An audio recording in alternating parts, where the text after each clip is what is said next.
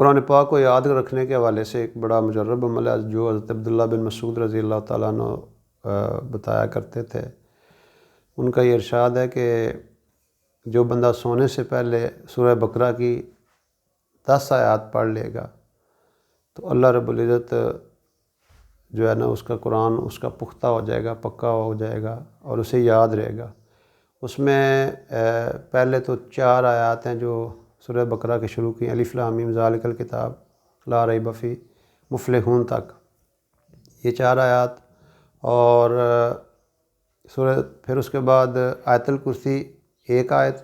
5 ہوگی، اور اس کے بعد ساتھ ہی 2 آیات جو ہیں لا اکراہ فی الدین اور اللہ ولی الذین آمنوا، یہ 3 آیات یہ ہوگی، اور آخری 3 آیات سورہ بقرہ کی للہ ما فی السماوات و ما فی الارض سے لے کے اینڈ تک، یہ 10 آیات ہو جاتی ہیں۔